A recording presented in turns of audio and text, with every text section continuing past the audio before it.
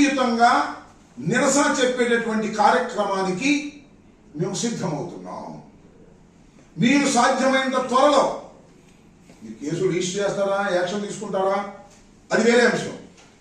మాకు రెస్పాండ్ కాకపోతే మేము ఇచ్చినటువంటి కంప్లైంట్కి లాజికల్ ఆన్సర్ మీ దగ్గర నుంచి తక్షణమే రాకపోతే 14 రోజులు దాటిన తర్వాత కూడా మీరు ఇవ్వలేదు. కాబట్టి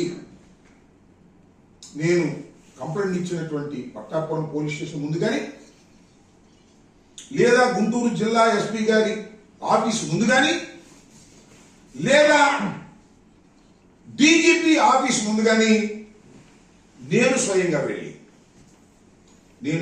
వెళ్ళి ఇదిగో మా న్యాయవాదులు కొంతమంది తీసుకెళ్ళి ఏదో పెద్ద ఊరేగింపులాగా వెళ్ళి ప్రజా ప్రదర్శన చేయాలని కాదు, కానీ ప్రజాస్వామ్యంలో నిరసన చెప్పేటటువంటి అధికారం, హక్కు రాజ్యాంగం ప్రతి పౌరుడికి ఇచ్చింది. కాబట్టి ఇంత స్థాయిలో ఉన్న నా మీద నేను కూడా ఇచ్చినా కూడా పోలీసు యంత్రాంగం సక్రమంగా పనిచేయకోకుండా ఉంటుంది. కాబట్టి నిరసన తెలిసేటటువంటి కార్యక్రమాన్ని మేము సడన్గా డేట్ చెప్పను. డేట్ చెప్తే పోలీసులు ఏం చేస్తారో మాకు తెలుసు. హౌస్ అరెస్ట్ అంటారు, లేకపోతే ఇంకోటి అంటారు.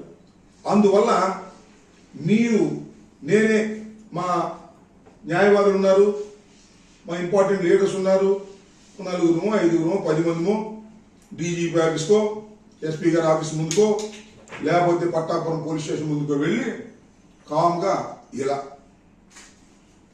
కూర్చుంటాం. ఏం రాశాను? మా ఫిర్యాదులపై చర్య తీసుకోరా. అయ్యా డీజీపీ గారు, బాబు పోలీస్ యంత్రాంగం ఈ రాష్ట్రంలో చట్టబద్ధంగా ఏర్పడినటువంటి ఐపీఎస్ ఆఫీసర్లారా, మా ఫిర్యాదులపై మాత్రం మీరు చర్య తీసుకోరా. న్యాయమేనా? నేను అడుగుతున్నది న్యాయమే కదా? సరే, తెలుగుదేశం శ్రేణులు కడవ పక్కన పెట్టండి.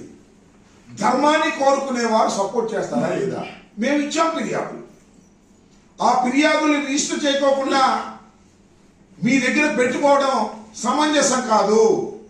మా ఫిర్యాదుల మీద మీరు చర్య తీసుకోరా అనేటువంటి నిరసన కార్యక్రమానికి త్వరలో తెరదీయబోతున్నాను అని ఈ సందర్భంగా నేను చెప్పదలుచుకున్నాను.